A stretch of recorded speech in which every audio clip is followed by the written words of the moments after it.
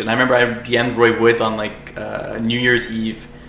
He was probably at home. I didn't think of that either because like this guy has no time to answer DMs usually. I'm expecting it, right? But Christmas, New Year's Eve, I'm like, this guy's probably at home. So I sent it and like midnight, the guy answers me.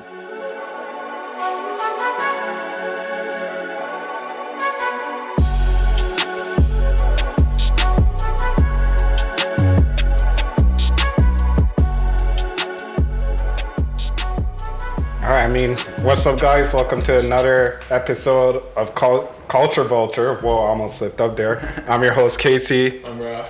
And today we got a pretty big guest. We got someone special for your artsies, your shoe customizer lovers, everything. We got Dutty in the house. Let's go. How are you doing? Good, you? So, what you been up to lately?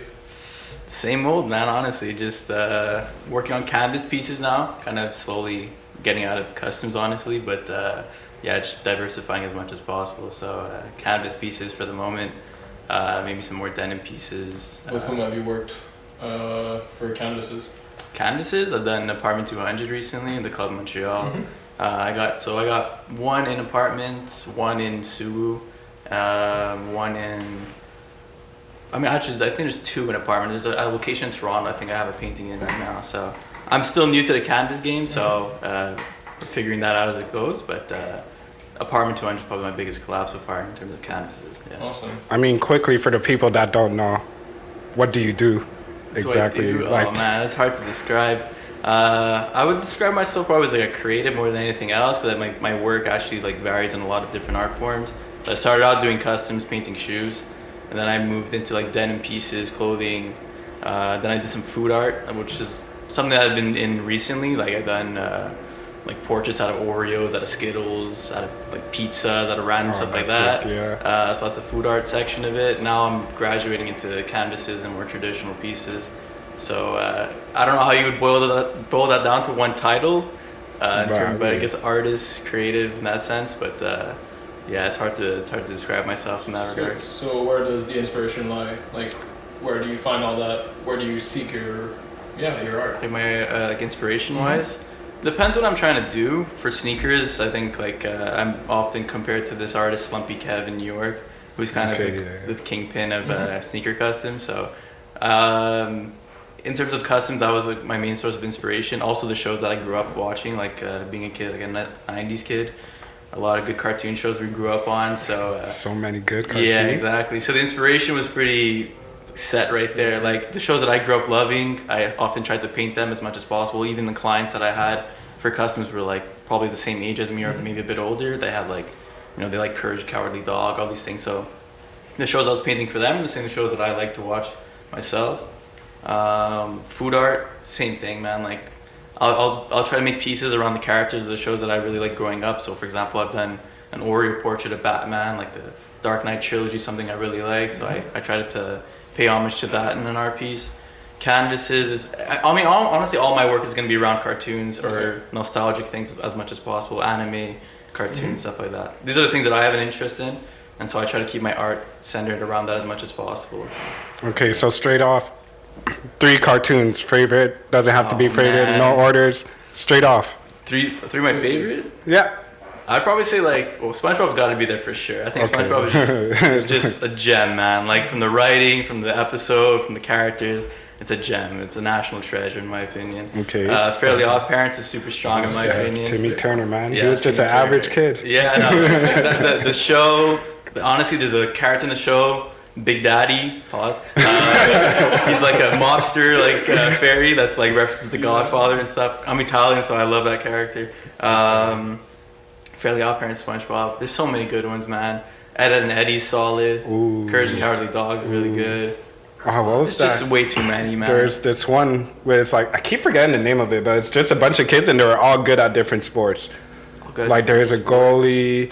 I think it might be Rocket Power. Yeah, Rocket Power. Yeah. It was exactly Rocket Power. Yeah, that was my go-to show. Yeah, crazy you mentioned that, because growing up, that was my favorite show of all time. It was on TV for a very short amount of time. But Rock Power was the shit, man. They used to surf, they used to skateboard, everything, street hockey, everything. It was wild. And they're just all good at it. Yeah, Tito. There was I'm forgetting all the kids' names now. But yeah, that was a hell of a show too. Freaking, I liked The Weekenders. I don't know if Yeah. anyone was on that, like Disney or Family. Yeah. The Family Channel, they had the shows. Recess was good. Reset, too. ooh, Boondocks. TJ, Boondocks. That Yeah, hits just, home. honestly, we grew up in a golden era for cartoons, for anime as well. I do think Yu-Gi-Oh, Pokemon, those like Dragon Ball Z, all those Honestly, I feel it. kingpins of that. So I mean, that's why my childhood was centered around these shows, and these are things that I have passion about. So I try to keep my artwork and everything that I do centered around those things. I try to keep it authentic to the things that I actually have an interest in. And like, Yeah. what do you currently watch? Currently watch? Oh man, I mean SpongeBob's still on. I think honestly, it's hard for me to get into new cartoon shows. Like, I've given a lot of them a chance. They just don't hit the same as like the ones that from like the early 2000s, Yeah. late 90s. So honestly, I'm guilty of just rewatching the same Really? stuff over and over again. Because like a show like SpongeBob, as much as I've watched episodes like thousands of times, it still makes me laugh. It's still like sometimes I forget about episodes or forget about certain references, but rewatching it, you're like, oh, this is still a great Honestly, show. it's so light. It's such a light show to Yeah, watch. exactly, It's just exactly. easy to watch. Yeah, That I makes don't know, sense. man. It's hard for me to get into new things, honestly. So I'm guilty of rewatching the same things over and over. I would have thought seeing like your references to My Hero Academia or Yeah. Attack on Titan, you would have been on to recent anime. Have you watched any or not that much? I mean, a lot of times I watch anime shows because I have a piece like that's gonna be centered around that. Got it. So a lot of times that I've been painting, for example, Attack on Titan, like My Hero Academia. These are shows that are being requested from clients of mine for customs, and for me to, in order for me to, I feel like I need to do the piece justice. I'll actually watch the show while I'm painting it, just so I can see how the characters are drawn, like different angles. Like, cause sometimes you'll see pictures of a character, his hair may be green, Yeah. but if you actually watch the show, it's like a lighter shade or a darker shade. So I try to get as many references of the characters that I'm painting by watching the show. So I've watched My Hero Academia, I've watched Attack on Titan, I've watched Dragon Ball Z, all those ones. I mean, not to the full extent. Like, people are like, oh, you paint One Piece. I'm not watching all of One Piece. Yeah. It's like a billion episodes, you know? Like, I have other things to do. But, Jeez, yeah, no, I've tapped into a lot of different shows, but I haven't really been on any new animes. But then again, there's so many out there, and there's so many that are like, people are like, oh, if you're on Netflix, you gotta watch these. But then people send me these weird sites where like you have to watch a specific Japanese version, and I get like 9 viruses. So, but I don't know, man. Honestly, a lot for anime connoisseur. Oh, I did not just clean that. But anyway, I feel like a lot of the older animes are a lot better than a lot of the newer animes. But I mean, there's a bunch of new animes out now that are good. But it's just like my taste is more into like older ones. So like, for example, I would recommend Samurai Champloo, which is like a way older anime Okay. compared to these new ones, just because of like, for example, soundtrack. Like the music is beautiful, the artwork is beautiful. So like, for example, if I ever asked you for a commission, I'll be like, yo, Samurai Champloo. Yeah, for sure. I've actually painted a shoot for that show before. Oh, for real? And I remember looking into like just the animation of it looked really good. Yeah, it's I so- remember I had to paint the scene that I painted was from the actual like intro, like the beginning of the show. like, Okay, the yeah, theme, yeah. I guess you can Yeah. say. And just watching that, like that 30 seconds, I was like, oh, this one looks actually really proper. That's 'Cause for me, it's about like the animation that I like the most. If that attracts me, then I'll watch the show. Like I remember watching clips of My Hero Academia, seeing like the fight scenes, and I was like, okay, this one looks crazy. You know, if it doesn't capture me like that, then it's hard for me to get into it. Again, like Naruto, like wild fight scenes and stuff like that. Like that off the bat, I'm like, I'm Jeez. getting into. So yeah, no, there's a lot. That's a Honestly, good recommendation. I'll honestly watch Try it out, and it's really bite-sized. Like it's like 20 episodes, so Oh, it's nice. in and out, and you just got a nice, great experience. Yeah. And then if you want to delve a little deeper, try Cowboy Bebop, and you're Cowboy set. Bebop. Same dude made it, also bite-sized. Nice. Other kind of idea, great animation, great storytelling. Yeah. Try it out for sure. I have a friend of mine that like loves Cowboy Bebop. Like he has a guy owner of Malice Studios, Adamo. Okay, He's- Adamo, everything yeah. he does is around space Yeah. cowboys and stuff like that. So I got introduced to that show through him. But yeah, that one I've seen a lot about that one too. Good recommendation. I'll honestly check them out. Dude, like I would consider it an absolute must. If you Yeah? see recent Okay. animations, are incredible. Alright, man. Taking it back, since you work with Appartement 200, have you, with your work with Saintwoods, how was that? Did that come about? What exactly was that prior to doing your painting, or because aren't they associated? Yeah, I think they are associated in some regard. So I actually have like contact at Saintwoods that helped me get the opportunity with Apartment 200. So I haven't really worked with Saintwoods necessarily, like with me, myself, and the brand. But I have like networked pretty well with the actual people that work for Saintwoods. So you look at like Daryl Belmont, for example, or Thomas Pilgrim. Like he's one of my contacts at Saintwoods that I've worked with. I've painted like Uggs for him. The Ren and not Ren and Snippy, Pinky and the Brain Uggs are on my page. Those are for him. I give him like my merch and stuff. So I've networked with him over the past like 2.5 years. And through that networking, I got the opportunity with Apartment 200. So I haven't worked with Saintwoods personally, but by working with people that work for Saintwoods, I got that with Apartment 200. So yeah, but hopefully something with Saintwoods is going to be on the verge. I'm still designing things on the side and sending it to people that work for Saintwoods to see if they're interested for something down the line. I might have something coming out with New Regime, so that might be out in like a month or so. So we'll see. I don't really want to release anything, but we'll see what happens. I'm trying to work as much as possible with local people or local brands to try to push the the envelope locally as much as possible. So those opportunities are coming in, and I'm taking them as they come. So I mean, while talking about networking, I just mean like going back to customization, like with your shoes, you reached out. I mean, you've gotten like big names under that got like your shoe. Like for example, Roy Woods. How that like? Do you mind telling us like how that came about? Or? Yeah, Roy Woods honestly was the one I wasn't expecting to happen at all. Well,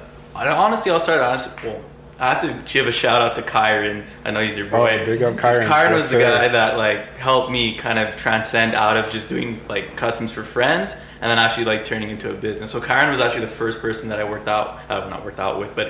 for that had some type of following. Yeah, and Boondocks. I think he made 2 for Kyron. Was it Mickey Mouse or am I going crazy? I don't think I did the Mickey Mouse one, but the Boondocks one was definitely then the Boondocks. Yeah, so I worked with him. And he had a platform, obviously his YouTube channel, his Instagram has a lot of followers too. So he was the one that actually kind of like put me on originally. And then through that I realized, okay, like I could actually get some bigger names. And then so I hit up my boy Ram Riddles, who's an artist from Toronto. He was like my first like celebrity client, if you want to say. And he's like obviously from Toronto, so he has a lot of friends in Toronto. So I remember I just one night DM'd like everybody on his following list, like, yo, like I'm doing this and that. Like if you're interested, I can give you a custom this and that's how kind of I approached it. And I remember I DM'd Roy Woods on like New Year's Eve. He was probably at home. I didn't think of that either because like this guy has no time to answer DMs usually. I'm expecting, right? But Christmas, New Year's Eve, I'm like, this guy's probably at home. So I sent it and like midnight, the guy answers me. He's like, yeah, let's do it. And I was like at a venue with my family for New Year's Eve, and I'm like losing my mind. Like everybody's celebrating the New Year. I don't care about the New Year. You just on here, like you're no one in the place knows who Roy Woods is. Like, bro, you don't understand how big this is. So yeah, honestly, like it was Kyron, Ram Riddles, and then right away like Roy Woods, like 1 million followers and everything like that. So for him, I did the Dragon Ball Z customs. I think it was Goku on both sides. Crazy piece. He liked it a lot, and then through him. He posted on his story, and then I got messaged by one of Killy's boys. Yeah. So I did something for Killy. I did Death Note. I did like Ryuk, I think, on both shoes for him. 88 Camino, who's part of 88 Glam, I've done work for.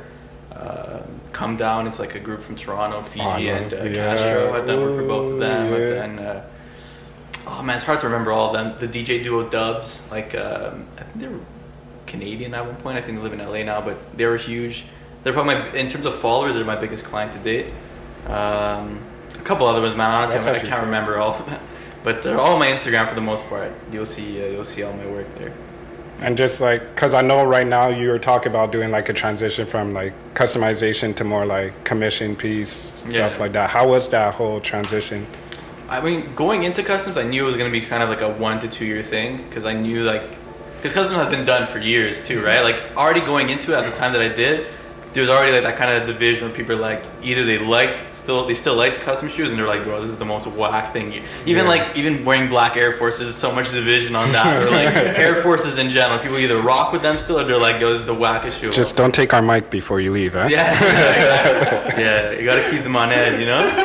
But honestly, I might though. It's a nice mic. But no, so even getting into customs, I was already at a point where people were like, it was hard to find I was getting criticism and also like huge approval for the customs that I was doing. So I knew that it was going to be about a 1 or 2 year thing before I wanted to kind of change, because just doing something over and over again, because to date I've painted over 200 pairs of Air Forces. Air Forces alone. Yeah. So when you do something for so long, you start to lose a desire to do it, you know? It's kind of like mundane. Yeah, and I feel like I've already proved the point that I can paint a shoe, but I also have ideas that extend out of custom, so I'm like, might as well, you know, diversify my page as much as possible, because people were getting tired of just seeing the same black Air Force with some character on it. So I felt like I did that platform and that medium justice, and now I want to move on to more like challenging, I guess, more other challenges in terms of the food art, the canvases, denim pieces, clothing, collabs, stuff like that. So. And how are people taking it? Like the people that follow you, or just like? I don't know. I mean, it's tough to gauge, honestly. I think there's some people that miss the customs, because those are the things that, you know, I get a lot of engagements on. Right. And the new stuff, so being in its new stages is not as popular. I guess like not a lot of people are engaging with it in the same way they did with customs. But for me personally, I think in order to scale upwards and scale my name and scale my business, I have to kind of diverge into different things. To do customs, I think I plateaued to a certain extent. I made it as far as I did, but then it was kind of starting to taper off, and you know, I felt like if I would have to diversify things down the line in order to continue growing. So the change that I made, you know, maybe some people didn't like it, but I feel like it's important for me down the line. Yeah, exactly. So I was just wondering, how exactly did you choose to use memes as a medium on your page? I mean, I love good memes, and I've been onto memes for a long time, and I can see you've been into meme culture forever. Yeah, so no, for sure. Why exactly? For me, honestly, I don't like to. I put out the content that is true to me. You know, like, I want my page to be a reflection of who I am. So a lot of times I'll make my captions funny, or I'll post memes like that, because like I like to keep things lighthearted. Like, I'm not a serious type of guy, and I don't want my page to be like that either. So I like to keep things loose, man. Like, post some memes, make people laugh. If they engage in my content, cool. Some people follow me only for memes. They have no interest in anything I do artistically, and I don't blame them. And they're just like, yo, post some memes, like I'm trying to laugh. And it's like, you know, that's how I approach things too. Like, you know, I don't like to keep things too like politically correct either, or it's too boring or too like business like posting motivational quotes in the morning. Like, I'm not that type of guy, you know. I'm gonna wake up at 4 a.m. and record myself jogging. Like, that's not who I am. Like, posting memes, posting cool stuff, and keep it like that. So I mean, that's kind of what I've been doing for a while now, posting the memes, and it's kind of gravitated into kind of my persona online. People are like, yo, this guy posts fire memes. And so I've continued it just to keep it on, and also because it makes me laugh. Honestly, I kind of want your TikTok algorithm. It looks so good. Yeah, TikTok. Yeah, it's all about liking, man. You gotta like the good stuff, and you get fine.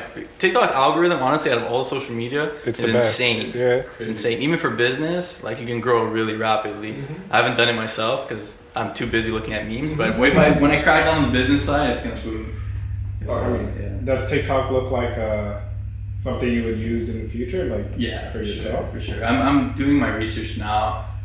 It was hard to get into TikTok for customs because I didn't want to show too much of my process either. There's a lot of things that I do that kind of give me the competitive edge in the industry, and why my customs last longer than others, and you know, so I didn't want to reveal too much of that. But the canvases are something that I'm like heavily invested into TikTok with. So I haven't posted anything yet, but I've been looking at a lot of other content creators, like painters on TikTok, kind of seeing how they approach it on the app and mimicking it myself. So yeah, definitely down the line, TikTok's gonna be a massive part of it, just because the scalability on TikTok's insane compared to Facebook or Instagram. But not only that, I think you can make it an art piece of its own. Like, you can, how you edit your piece of work, it's just gonna end up coming out as content of its own. That's reflective of your creative process, right? Exactly, yeah. And I do want to like engage more personally with my followers as well. For the time being, until now, honestly, I've been very like, I don't really show my face often. I don't really go out to the public events. I'm kind of just like in my lab type thing, just cooking out things. So things like this are good ways to engage my followers and actually show face. And I want to do that as well on TikTok. So maybe show people how I paint canvases, like the kind of behind the scenes stuff. Because I feel like there's an audience that wants to see those things, but I haven't really tapped into that yet. So hopefully down the line, definitely this year and moving forward, that's going to be a big part of it too. You know, stuff like this is gonna. People don't know who I am or don't know how I look, because it's happened often too, right? People will run up to people that have my customs thinking that they're me. It's like, yo, Dutty, you're sick, man. And it's like, some guy's like, I don't know who you're talking about. Yo, I bought these. Like, I bought those off some kid. And like, who is that guy? So this is how I look. I mean, it's not the prettiest, but I guess now it'll end those confusions for sure. But I mean, it's cool. Also, you kind of had like what, like who's someone like Sia, but not Sia. Yeah, you know? It's like I had a guy in an interview compare me to Banksy, like he's just making art, but no one knows how he looks. Like, I guess that was a fair comparison. But I had plans on ending that for a while, like kind of coming like showing face. But I just didn't know how to go about it, right? You should just straight up did a face review. It's like, hey guys, exactly. 10 likes and I'll do a face review. Exactly. So, I mean, I'm grateful that this is the way that it's going about, like doing stuff like this is stuff that I'm super thankful for, and I think is a good way of actually introducing myself, right? And it's a great way to introduce your brand, and like you said, scalability. With the examples you mentioned earlier, Stunt by Kev or like Imran Potato, Yeah. you kind of have similar style, For right? sure. Can play with memes and OG Yeah. cartoons. How does it feel to see them doing so well and just kind of like, for example, Imran's Potatoes ad campaigns are so unique and kind of memey, just play around. Yeah, honestly, I love that stuff. Like, I'm happy that somebody who like uses that type of style gets the credibility that he does, because that's the stuff that I want to do eventually as well. So him proving that it actually can work is like motivation for somebody like me to like continue to pursue it, right? Because if it's flopping for everybody, it's probably gonna flop for me. But showing like people like Slumpy Kevin, Brown Potato, seeing the opportunities that they've gotten through their work and through the way they approach the things, for me, it's like, you know, it's proof that I can, if I follow down this path as I am already doing, you know, there's a chance that I can actually tap into that as well. So.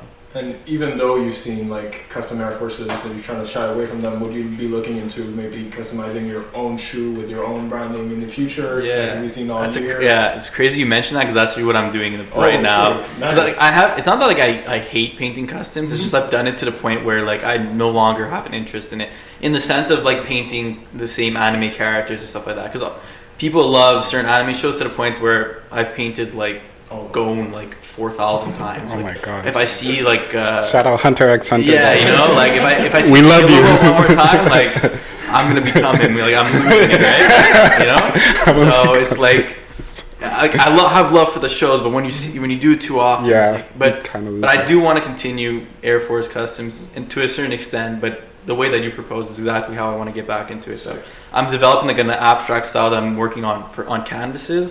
But I'm looking at a way to actually like translate that style onto a custom shoe. So kind of like a 1-for-1 thing, like one day on sale for a fixed price, you get like an abstract Dutty custom, and kind of like a 1-of-1 thing. Every piece is going to be unique, so every shoe is going to have its own style. So the one that you buy is going to be completely unique, and so that's coming down the line. It's so with summer approaching, I want to do it as well, because winter here, man, Yeah, it's custom brutal. shoes, unless they're waterproof and everything that I do, it's not the time to be wearing Air Forces. So, but yeah, but no, it's definitely in the plans. That's a good point. It's a good idea. I kind of touched everything. Do you got anything you want to bring up, or? That's a good point, man. A good question. Not really, man. I don't really have anything like massive coming up this summer. I kind of take opportunities as they come. So we'll see, man. I got some collabs coming out pretty soon. Maybe some merch dropping down the line. Abstract paintings. Maybe an exhibition later this year. Maybe some public events as well. Like I had an idea for later this year where like we pull up to like, let's say, Mount Royal. I'll have like things ready for people to paint, like 1-of-1 type stuff, and I'll make some merch out of like the things that you paint. So for example, like a mural like this, for example, blank, you pull up to the venue, I have like markers and spray paint bottles, you tag whatever you want, you put whatever you want on the wall, and then we'll do something with the actual mural. Like we'll sell prints of it for charity, we'll sell prints of it for whatever the case may be. So a lot of stuff like that. I want to do more public things as well, get my face out there, get my name out there as much as possible. So would we see more content creation out of TikTok, maybe YouTube, things along those lines? Yeah, That's I think not so a medium too. Trying to touch into. Yeah, for sure. I think I'm definitely gonna have somebody recording like these events that I'm gonna be planning, and create some content around that. Definitely YouTube would be cool to tap into, TikTok as well. So yeah, definitely expect that for sure. So do you have any suggestions for anyone trying to create content like you do, or trying to tap into the creative world? What's your tips and tricks? I would say honestly, just create your art or create whatever your content around something you genuinely have an interest in, because it's just going to be way easier to do it like that. Like for me, I chose cartoons because I'm genuinely interested in that stuff. I'm passionate about it, right? So thinking of ideas or thinking of inspiration, I just think of the stuff that I grew up on, and so it's very easy that way. If you're trying to make a business out of something that you're not really tied to, it's gonna be hard to be motivated, hard to work on it. So I would honestly just try to tailor it down to something you're genuinely interested in. It doesn't matter what it is either. Some people are so like insecure of their interests. Like if you like Nerf guns, bro, Do it. put Fucking Nerf guns everywhere. Like, and there's an audience for everything, and people don't notice that. They're like, oh man, I like Yu-Gi-Oh cards, but I don't think anybody's gonna care about that. Like, bro, there's millions of people who love Yu-Gi-Oh. Like, just put out Yu-Gi-Oh content. Honestly, if you like it, there's definitely another niche of Exactly, people that like it too. There's people making millions of dollars, like making origami, and they're like, they don't Okay, care. yeah. Like, they're flying. Like people, I don't know, man. Like making potato clocks. It works. Like someone's gonna care about it, man. How much weird stuff do you see on TikTok every day, and these people are booming, just following something they're genuinely interested in. I saw a guy today with like billions of views on TikTok, like just making different types of coffee in the morning, like grounding beans and stuff. But the guy, like, you could tell he cares about coffee, and people tap into that. So that's what my advice lies: is just do something, create something around something you're passionate about. It doesn't matter how weird it is. There's an audience out there for everything, and just do it full force, man. Honestly, do what you love. That's it, man. Love what you're doing. Exactly. Love all. Thank you so much for coming. Yeah, up. thank you for the opportunity, man. It honestly means a lot. Same way. Thank you so much. Hopefully, we'll And some many, man. quickly, where can people find you?